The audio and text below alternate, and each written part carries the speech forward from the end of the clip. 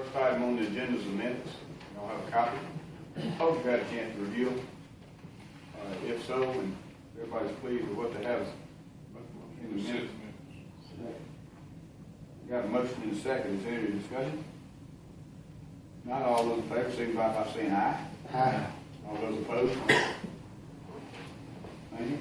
Second item on the agenda is Al Wilkes requesting a conditional use of 88.62 acres from map parcel 141008 and 210 acres from map parcel 141006 and 123.82 acres from map parcel 141001 and 72.5 acres from map parcel 141011 designated general agricultural A2 for recreational uses as specified in the Oglethorpe County zoning ordinance section 701.6. This is for the purpose of having a skeet sporting clay range. The property is located at 375 North Eades Road. That's in District 2, so I'm gonna make a motion on what I heard last week, that we accept this rezone. I've got a motion that we approve the conditional use. And did I hear a second? Second by Mr. Sanders. Is there any discussion? Mr. Chairman, I had 2 telephone calls requesting that we did make sure that the desire of the neighbor was going to be adhered to if there is a problem with the home in which he is. My understanding, he has already put in for he has a permit to put his home there on the property, his property. If there's a problem, I know that the neighbors are going to be willing to address it such that it would not hinder his residence. And maybe just to be clear, the neighbor that's affected, you speaking about Mr. Ken? Yes. That's the only. That was the only request that I had. And the request is, let me make sure I understand that too, the request is to make sure his concerns are addressed, or? Right. I have a little problem with that same subject. It is a little bit that one stand we discussed so much, and actually it's a little bit close. And I have another problem with 9 a.m. 8 p.m. on Sunday.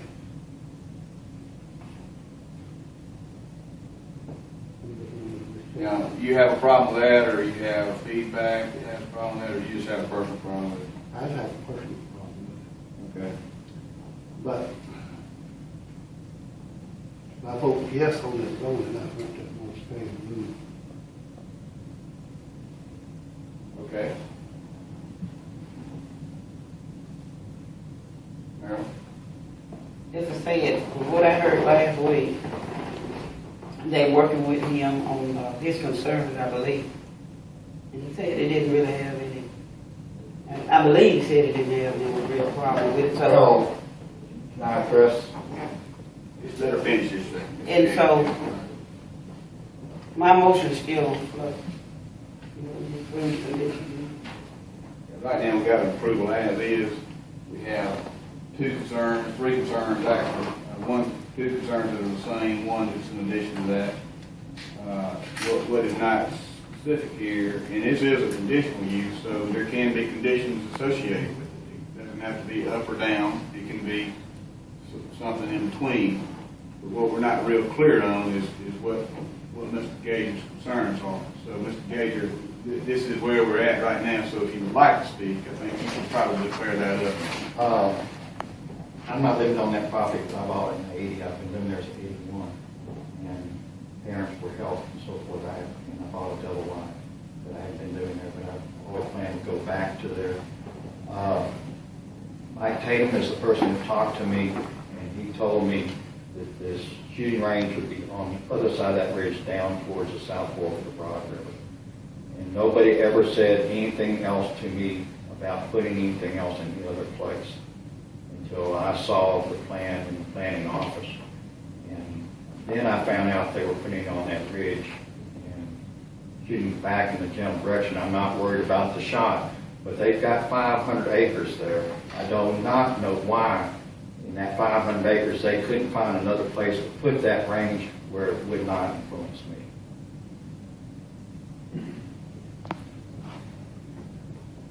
Well, if you're not worried about the shot, then what concern is it? It's the noise on that range, and it's a little less than 600 yards. It's sitting on top of the ridge, and I'm sitting on top of the ridge on the next ridge over. The other area they're talking about is down towards the river. It's over on the other side of that ridge, and most of that shot will be directed away from me. It'll be going the other direction. But I never was talked to about ever putting what they call that fire stand on that ridge. Nobody ever said anything to me about that. And I understand that it's already been put there, and it's put there prior to any permit being issued for that.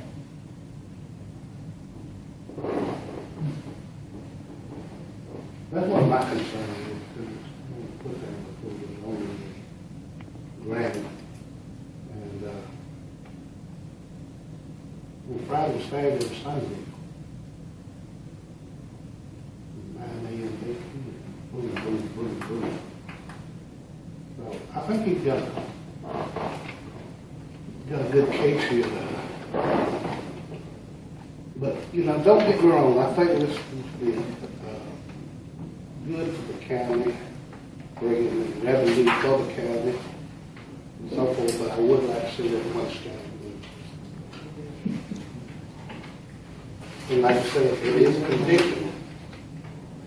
If the owner would been raised risk, really, I understand. They said that last week, just reviewed 10% of the time. But, you know, we don't, you know, that may not be the case down the road.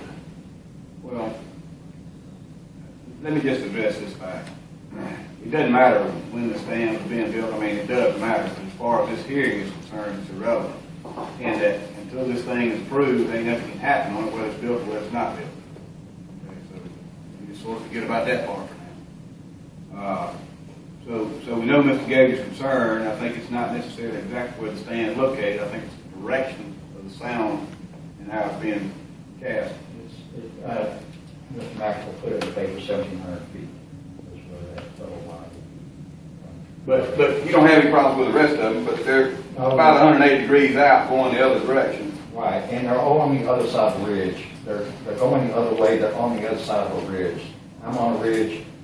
There's another ridge, and it's on the back side of that other ridge over there. So, and it's going the other way. It's not going. But the fire stand is sitting on top of the ridge. I'm sitting on top of the ridge, a little over 500 yards from it, and they're shooting not directly at me, but they're shooting back. And the shot is a 7.5 bird shot. I'm not worried about the bird shot. You know, it's not going to carry 100, 150 yards at the most. It's not going to hurt you if it did. So anyway, but it's the noise, and it will be there, and it was not what I was told was going to happen.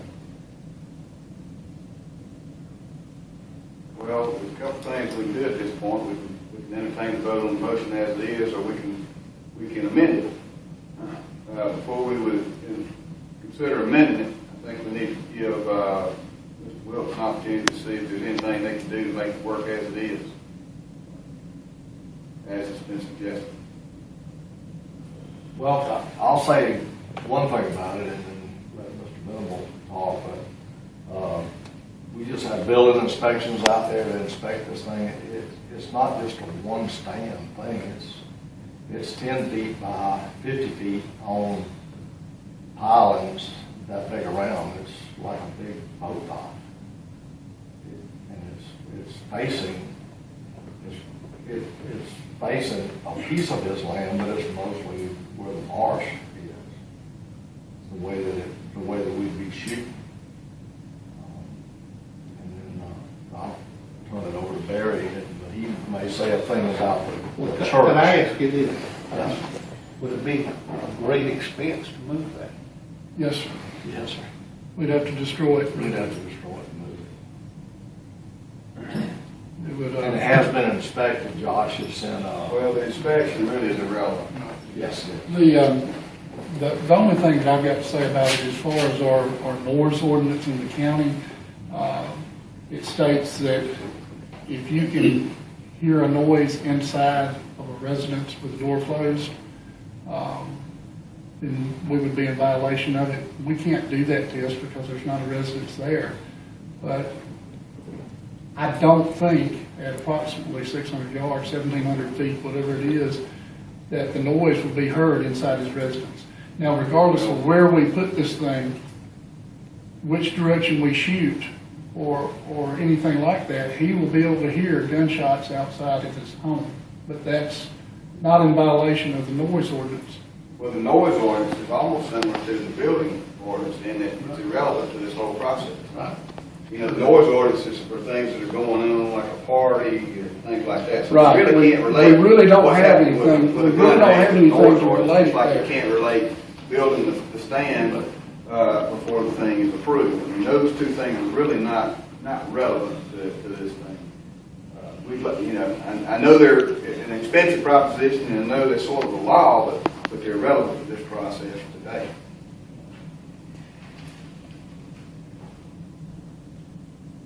The only other thing that I've got to say is that if we move it, the noise will still be heard. If you move it, where would you move it to, Barry? We would have to basically turn it 180 degrees there. And the reason we put it where we put it, to address his concerns, why we didn't put it somewhere else, is we're planning on having hunts there as well, which we're already zoned for.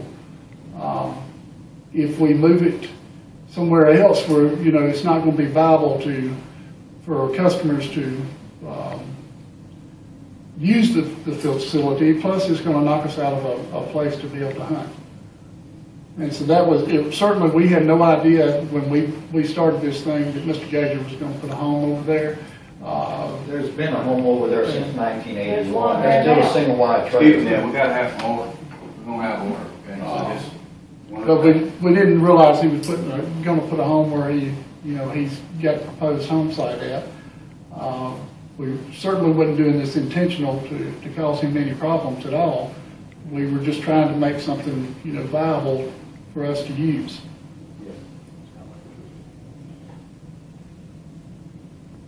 And I know y'all didn't talk to all the neighbors, including Mr. Gager to begin with, and, apparently, according to Mr. Gager, he wasn't aware that you had one plan to go in that direction. Is anything to dispute that claim? The only thing that I know, Mike's not here, he's out of town, personal reasons, but I wasn't aware. Mike talked to him. I don't know what the conversation was said. Mike had the same pieces of paper with him that you received with the Planning and Zoning Commission. As far as those papers have not been amended. They've been there from the beginning. Everything is exactly what it was when we went to the Planning and Zoning Commission. Nothing has changed. We laid it out there.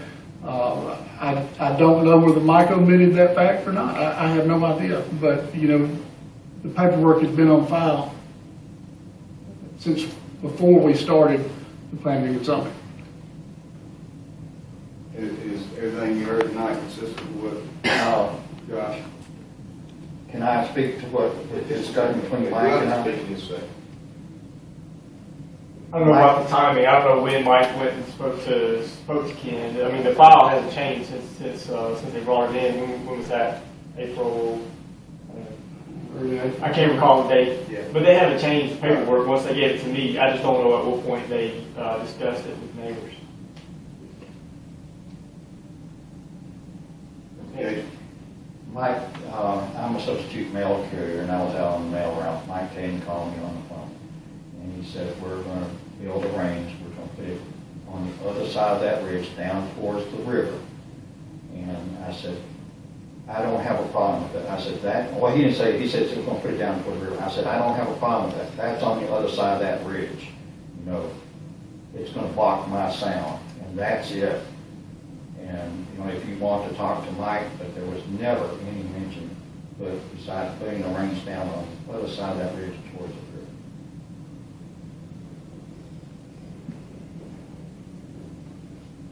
Can I say something? Steve. The distance between the range he's talking about and the other range, the two ranges, is maybe 100 feet, 150 feet. It's just one shooting this way and one shooting this way. Yeah, and I think that's the issue. I think he probably have the same concern even if the other range was pointing back towards his house. The other range runs all the way down to the river, and I don't know how he's coming up with his figure, but that's not the thing I saw. Well, I don't think the distance is really the concern. It's the noise travel, not necessarily how close it is. And the direction that the noise is coming from. Well, here, I mean, that's what I'm thinking of.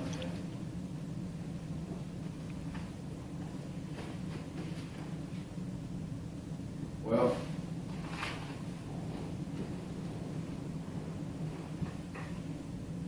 Mr. Pitter, can I address Mr. Gabriel's concern as far as the Sunday hours are concerned?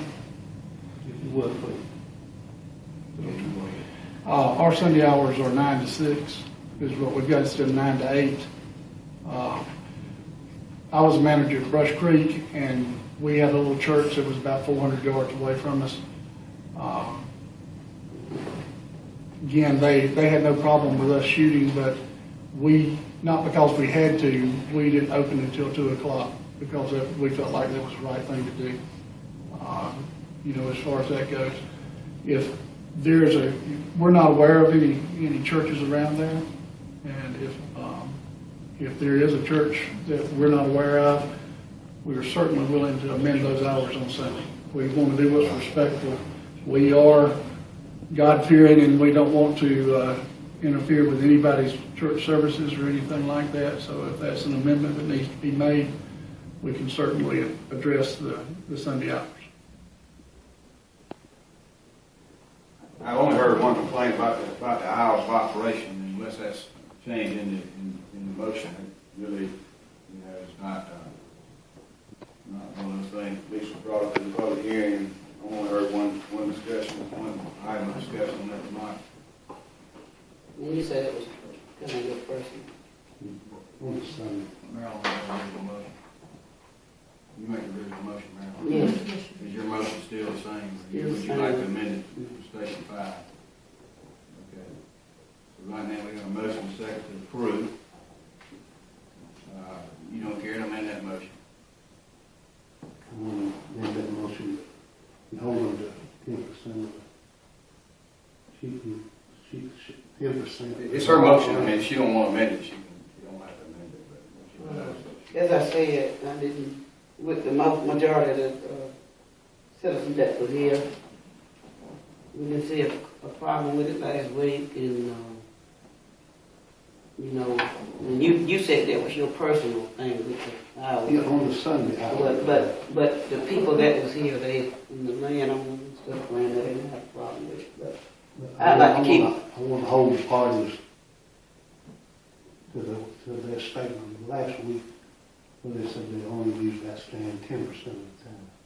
That's approximately right. I like that my motion stand to. Yes, it is. Okay. Now, I know you'd like to amend that, George, but that's not your privilege since you didn't make that motion. The only way you get an opportunity to amend that motion is if it fails and somebody wants to make a new motion. Y'all understand that? Is there any further discussion? Okay, we're going to entertain a vote. All those in favor of passing, of approving this request, signify by saying, raising their right hand. All those opposed? Motion carries 3-2. No vote is not.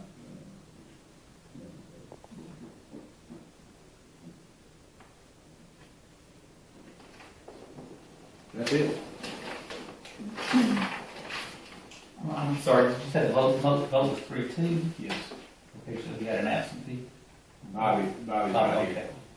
My vote's not necessary since the majority carried. You can't vote in that's your work. Well, the motion carried 3, Okay. nothing, essentially, with one abstain and one unnecessary. I mean, if Bobby had been here or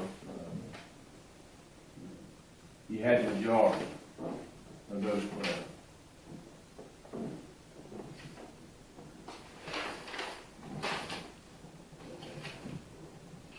The third item on the agenda is the public defender contract agreement. We mentioned that, talked about it last week. That's the same thing, I think it's gonna cost us $30 more per month, $350 total. What I had suggested to you before you entertain a motion, or before I entertain a motion, is that we don't really have much option. We can get our own public defender, which will cost us a lot more when we go along with this one. But what I would recommend is that we pass this contingent on the unanimous passage of the entire judicial circuit, the remainder of the judicial circuit.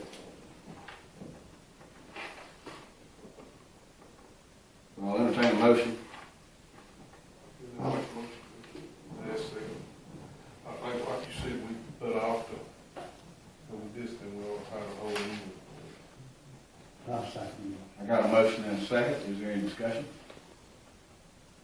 Motion is that we pass it, no contingent upon nothing other than just passing it. There would be no discussion. We'll take a vote. All those in favor signify by saying aye. Aye. All those opposed? 4-0.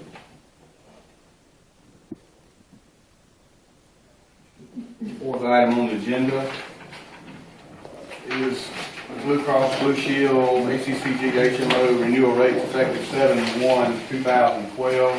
Randy Pearson is here, and he represents the Boswell group. That Randy, I'll try to get this right. If I don't, you cut in at any time. Okay. You all have a copy of this. We don't have it put up there, but basically you have three different options. You have the first option is the first column, and Kelly's been kind enough to put the cost of these things at the bottom. And that first option is basically equivalent to one of the ones we have now. Randy, is that right? If you're looking now, yeah. Yeah. Because you didn't realize it. Okay. Yes, the first, the column to the far left is the exact same plan you have now. The cost reflects the increase, which is approximately $50. That way you're leaving the plan as is. You're not forcing people off a plan that they may be particularly fond of. You're giving them the option to incur the extra cost and stay on it. That was the philosophy behind it. Right. The second column was simply trying to keep a plan available at the same cost that the high plan was before the renewal, which was $400 per single. So whoever's out there that's on a plan because that's their budget, we're leaving that as a budget option, $400 per single, less the county's contribution. What is that, Kelly, the county's contribution? $350. Okay. So it keeps their out-of-pocket expense the same. That's option 2. And option 3 does the same thing. The people that were on the low plan before were offering a price point that's virtually the same as the price point was before the increase. Okay. And what we'll have to do, we got 3 options. We only had 2 last year. What we'll have to do is approve these 3 options, and then we'll have an enrollment period where whoever's on the insurance can enroll whichever plan they want, depending on what they're willing to pay or whatever deductibles they're willing to follow. And the idea, again, of adding the third plan was just simply to keep the 2 price points we already had and offer the plan they had before at a higher price point if that was something they were particularly fond of. So hopefully we can make everybody happy. Right. There's just 3 options. I think we can communicate that in a concise manner that won't be confusing. I think overall the prices went up essentially 14%, is that right? Yes, in our world, yes, it went 14% for I think a 16-month period. Yes. And yes, I can comment further if you like. To be honest with you, as hard as that is, as ugly as that is, I'm pleased that it wasn't a whole lot more than that. You heard all the rumors about the Obamacare and how it was going to affect it, and I heard as much as 50%. So I was sort of pleased to hear 14%, as bad as that is. In the health insurance world, 14% over 16 months is a tremendous accomplishment. This day and time. Yes. But we'll have to have some official action to accept these plans as options, and then we'll have the enrollment period. We do have to do this Again, we got this last Wednesday, I would have presented it last Monday, we'd have had it, and we just didn't get it till Wednesday. It's not unlike previous years where we've had to do this thing sort of in a vacuum, so that's just where we're at with it today. Any questions from yourself or Randy? We can ask questions beforehand. These prices that's listed in pencil, that's the actual price that will cost the county. Employee. The one that's highlighted there, George, Okay. the employees cost. The handwritten is, The handwritten is what it costs employees. Yes, sir. In addition to what it was before, is that right?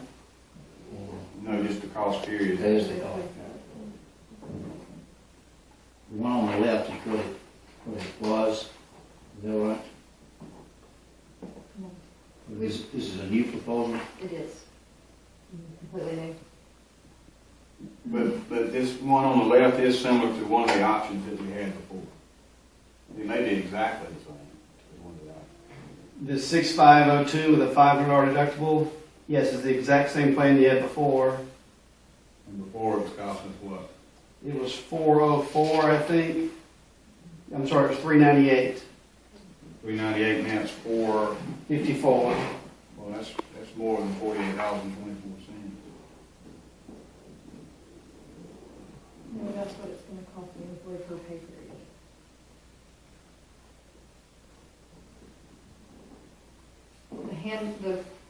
The handwritten part is what it's gonna cost each employee per pay period. What it used to cost them. This most all employees get paid weekly. Bi-weekly. But that's what it used to cost them. That costs us more than that now. If it was $398 before, we paid $350, then the 48 is the $398 plus, $350 plus 48. Right now, if we pay $350, it's gonna cost them $104.52.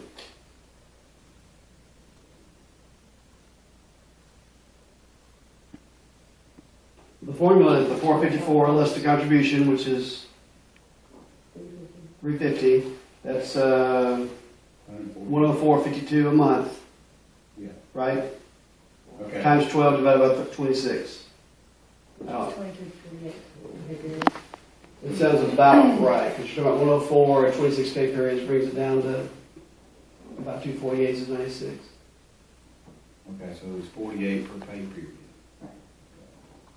Now, of course, I assume you're only going to pay that pre-tax, so net $42-ish, $41. Okay. Which in our world these days is really strong for a $500 deductible. And the key point is this is per pay period, not per month. Right, those bill premiums are always going to be per month, so yes, that gets confusing.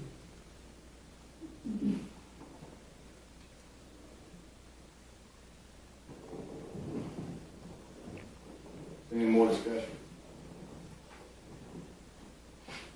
And Randy, how does our plan stack up to other municipalities, other local governments? Well, from a higher viewpoint, the average rate in the U.S., according to the Kaiser Family Foundation, which is a slightly liberal-leaning kind of think tank, if you will, but they're unique in that they do research on not only health care costs, but health insurance costs. They peg the average HMO rate in the U.S. at about $460 for single these days. And I would suggest to you that the average plan in the U.S. no longer has a $500 deductible. In the healthcare world, $500 doesn't buy anything anymore. So if we're at $454 for what I view as a fairly rich plan, we're ahead of the curve by some 12 to 14 or 15%. I think that has been afforded to us by that move to the ACCG, which gives us not necessarily lower rates, but a lot more stability. We had our lowest rates when we had a time when we had very, very few claims on this. It was 6 or 8 years ago. There are very few claims on the group. But when you're standing by yourself as a 50-life group, you just get a little bit more volatility. When you have good claims, you're thrown into a bucket, and somebody else has had bad claims. When you have bad claims, you're thrown into a bucket, and somebody else has had good claims, and it kind of levels out a little bit, but you're held accountable for your claims a little bit. When you go to the ACCG, You're never going to have super competitive rates, but you should never have really horrible rates compared to market. So from my perspective, it has brought stability that was much needed, because before we were with Help Fund Select, we get a 25% increase. We would shop, we would move to Blue Cross for a few years, then we would get another 25 or 30, then we'd go back to Help Fund Select. And Well, if you remember last year, what was the one that wouldn't even quote? we got declined by a couple markets, and we'd gotten a big increase, and that was back when it was February. It was a February renewal. So we were able to go with ACCG and go from February of 2011 to July 1st of 2012. Because again, that extra few months is, in my world, really big. And then we're offering a price point that's at $355, which has a $2,000 deductible, which $2,000 is a lot of money to everybody in this room and every employee in this county, but in the healthcare world, it doesn't buy much. So $2,000 is still a fairly reasonable option to offer. And statistically, most people aren't going to hit their deductible anyway. Statistics will say only 10, maybe 15% will even touch their deductible. Maybe 10 will meet it. So statistically, most employees are better off on a cheaper plan anyway, because 9 out of 10 years they're not going to have surgery. But anyway, the rates compared to market, I think, are 12, 14, 15% below market. To make sure I understand this, too, it's $40 copay on each one of the options. Yeah, on each one of the options, it's a $40 copay for primary care. It's a $40 copay for specialist, which in the benefits world is really strong, because if you look at most carriers, what they do is they dissuade you from going to specialist visits, because they're multiple more, 2, 3, 4 times more expensive, but they dissuade you by doubling the primary care or increasing it by 50%. So 9 plans out of 10, if the primary care is 40, the specialist is going to be 60 to 75. So having a 40-40 in the benefits world in this area especially is pretty strong. Help Fund Select, all their plans are 35-70. So 40-40 is really strong. They have a choice of $500, $1,000, or $2,000 deductible. That's right, which is a nice spread. We don't have any deductibles in front of the pharmacy plans, which is very favorable for the employee these days. A lot of the pharmacy plans are going to deductibles because there are so many $2,000 to $5,000 a month drugs out now to treat things like migraines, arthritis, MS, and those kind of things. We used to do injectables that were $500 to $1,500. Now we've gone to infusions. So now for migraines, MS, arthritis, especially the psoriatic arthritis like Phil Mickelson has, people are taking things like Enbrel and Humira, which are, the last claim we're involved in, Health Plan Select was paying the pharmacy $4,000 a month for Enbrel. That's what's going on out there. Is, you're about to see deductibles in front of all the emergency room benefits, and you're about to see deductibles in front of a lot of the pharmacy benefits, because the brand name drugs on the pharmacy plans are just totally out of control.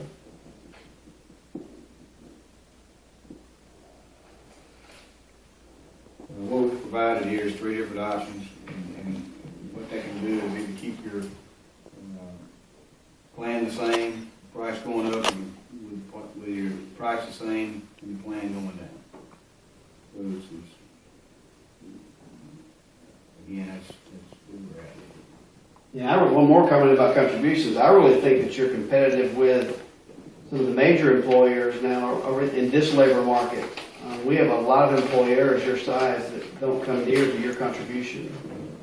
You're offering $350. We've got employers your size that are offering half that. That contribution, I don't think it's fiscally irresponsible, but it's very competitive.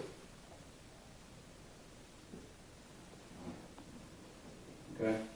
Any other questions? Discussion? We're going to entertain a vote one way or the other.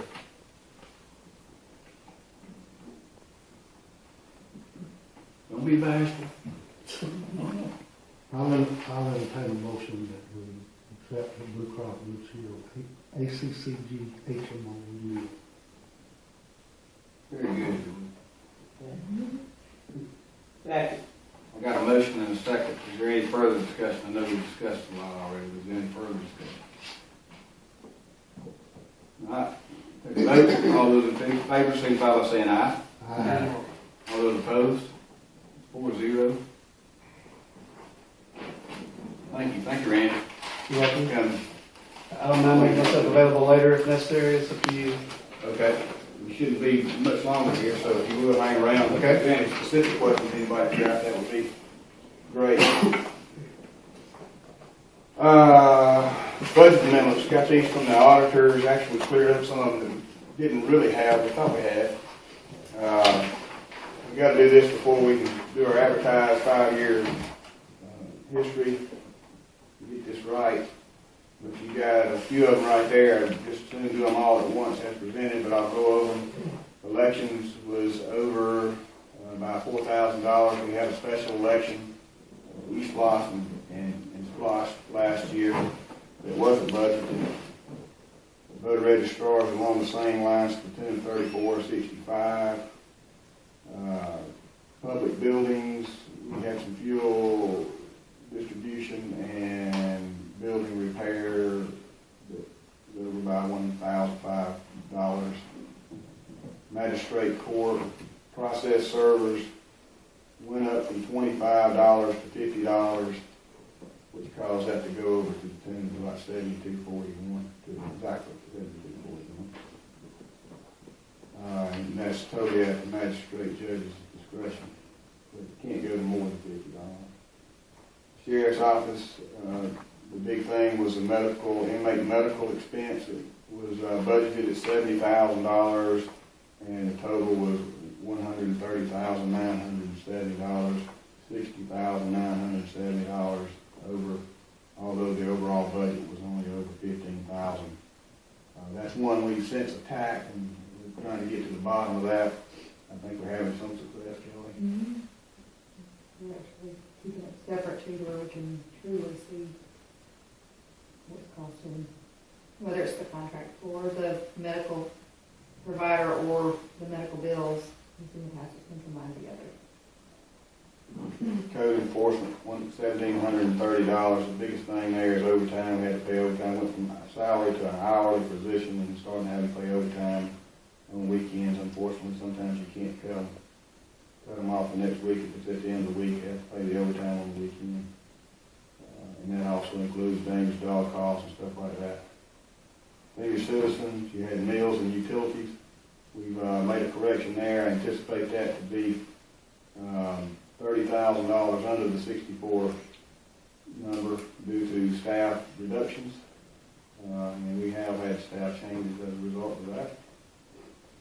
Senior Child Development Center had an air conditioning unit that went out. We had to replace. It took us over. Of course, it's a small budget to begin with, and just any little small hiccup like that caused a problem. Actually had two of them go out, and actually paid for one. We paid for the other one. Library, we had another AC unit. We got a grant there, hoping to fix all of those. Those are just sort of teetering on the end of their life. I think there's 7 units up there, but they're causing problems from year to year. Hopefully we get this new grant, make it more efficient, get the utilities and the heating in there. We found that the one at the library was running on strip heat almost the whole winter because of the way it was functioning. So I think we got all that fixed, and hopefully we get that grant. Well, we're going to get the grant, but we won't have to put up 50% if y'all approve it. But we can replace that whole system up there to do it.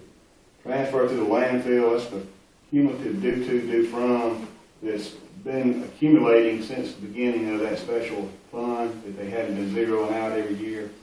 And there is a note down there too that says the difference is good at 36,181 because we had a due to the landfill 65 or due from landfill 65,000. But that's to get these right every year. We solicited the help of a CPA on an on-call as needed basis, and this is some of the things we're doing to just correct our books and make sure that they're exactly right from year to year. And that one actually wasn't caught by the auditors, but this is at our record. So we got the whole list of them there. I'd like to approve all these at one time, if we could. I'll offer a motion that we approve the budget adjustment on the public. Got a motion and second, any discussion?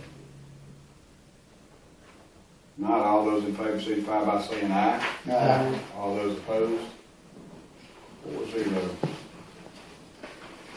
The last item that I have is an issue with the estate of Mr. Hamilton Quarter. His sister basically is the in charge of handling his estate. His niece. Niece, that's right. Sorry about that. Thank you, Ralph. And what they got to do, he had property, I guess a lot of property in Oglethorpe County, and some of it he sort of give to the county, and some of it he sort of did or didn't. And they're trying to get it off the record. Basically, there was 5 acres at one point, 5.45 acres that he partially deeded to the county and intended to deed the rest of it, but never did. He did, I guess, in principle, but didn't officially. Some dispute, some claim. But that all has to be fixed now. So either we need to take the rest of 2.45 acres or 2.5 acres, 2.95 acres to adjacent to the health department, or we either need to reimburse them for the taxes that they've been paying on it, thinking that we own it, but technically they've been getting the bill and his estate's been paying for it. I strongly recommend to you that we keep this, because I believe our drain bill is located on it. In our best interest, his nieces doesn't really have a dog in the fight anyway, isn't really adamant about it one way or the other, just has to get it cleared so she can get this estate worked out, get the will probate and all that. But what it boils down to is, for 5 years, they've been paying the taxes. They are interested in getting the cumulative total of those taxes back, which is $895.37. Unfortunately, by law, we can't refund taxes more than 3 years. So what I would recommend to you is that we refund the last 3 years of taxes of $539.47, and then pay them an additional $355.90 for the property and get a quick claim deed and get it put in the Oglethorpe County. I've got a motion and a second. Is there any discussion? If not, all those in favor signify by saying aye. Aye. All those opposed? Thank you very much.